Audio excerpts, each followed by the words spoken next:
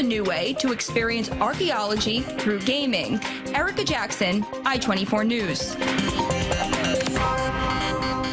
Very cool indeed. And now Devorah Mason is the manager and the Digital Innovation Lab Director, Curator, IT Woman from the Tower of David Museum, here to talk about more of the details like what we just saw. Welcome to the show. Thank you for having me. And, you know, I can tell you, like, you're smiling, you know, ear to ear. Like, I know you come from the tech world, and I know this is such a cool transition for you. What was so, you know, appealing about this opportunity that you took advantage of it?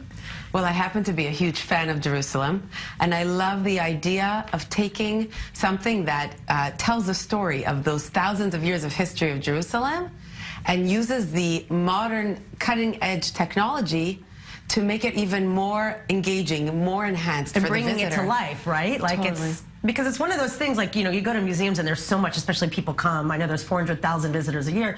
People come on their family vacations, and you're like going from one museum to another. It's hard to like retain the information. Like, how does bringing the innovation and the, you know, VR, AI experience like make it much more impactful for the viewer? Well, I think that first of all, we need to understand that the technology gives us a chance to experience things that we don't necessarily see right in front of us. So you have a guide telling you a story, and we're great at imagining. We have an amazing ability to imagine, and especially children. I just put a picture on Instagram today of the building from Einstein. Imagination's more powerful than knowledge. Imagination is great, and you know, but innovation is taking the imaginative sense that you have and making it into a reality.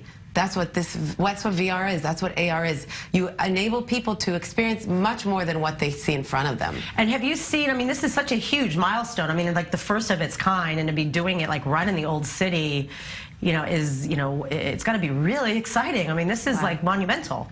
Yeah, every day. In a monumental place. Of course. Every day that I walk through those doors, I know why we're doing what we're doing. I understand. We all understand. The entire museum has a vision to take what we all love and care and see, because we're behind the scenes also in the museum, and to enable someone who's coming who doesn't necessarily understand that, and they're going to come for one day or maybe a few days, or they'll come for a cultural event or so on, and then they'll also be able to engage and be a part of the history and of what's around them. Now also, you know, we're dealing with, you know, millennials. I know people of all generations. You know, you've got the baby boomers like my parents that are like, they could care less. Then you got the young people that are like being raised on this stuff, gaming and all of that. So like, is this what you feel is really the future of how to bring it alive for young people that, you know, maybe like, Mom, do we have to go to another museum on this trip?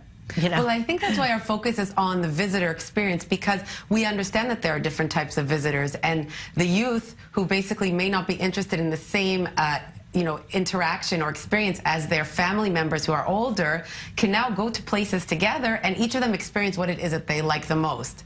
And truthfully, when you say the baby boomers, maybe they are interested. I mean, I bought my dad a smartphone. It's, you know, he's connected. Once you give them the opportunity, and that's the interesting thing, 85% of people probably have never even had a chance to try out AR, try out VR, and if you gave them a headset, they wouldn't know what to do with it. We're taking the content, the storytelling that we're such experts at in the museum, and we're saying, here, we're giving you a chance with help and assistance and in a, you know, a focused environment to be able to try it out and do it and test it. And this will make people less, this will remove some of the impediments or the fear that's sort of stopping it from becoming a mainstream, widespread type of adoption. I see. Yeah. Now, is there more innovation happening? Because I know there's a lot of startups, like, as part of it is like, it's a lab. So are there researchers also there that are coming up with new, you know, programs and creative vision? Actually, part of our goal is to, and our vision is to take companies who are in the larger corporate end of this sector, and to say, when you're creating a product, whether it's hardware, a platform, software, they will then give it to our developers to use as well and to test it out. And we get a sense also of what is working, what isn't, what's missing. Because in order for the AR, VR to become mainstream, it's not only about actually the people using it and being given the opportunity, but it's also overcoming the technological obstacles or the things that aren't working that make people, you know, say, my first try wasn't so great, I'm not going to try that again. Right. You want the repeat user experience. I mean, and also like just thinking about the future of how to kind of, you know, bring history alive in a different way. It's like, you know, really pioneering in the world of museums and learning. Like people, you know, how much more can people retain the information when they're part of the experience as opposed to like reading it on a wall? Also think about it. The experience today when you go to a museum starts when you walk through the door. But if we understand the world of analytics and the user and understanding our user, we understand that the experience starts when they first pops into their mind or someone says the word Tower of David Museum. From that point, whether they have a virtual experience, they do a virtual online, you know, they see a video that they are interested in, they want to see more, they try out something that gives them some sort of interactive experience, and then once they leave the museum afterwards, there should be an impact that's left with them that continues on and either brings them back or helps them to recommend it to other people. Thank you so much. It's so interesting. I can't wait to go, and I'm going to try to bring my kids.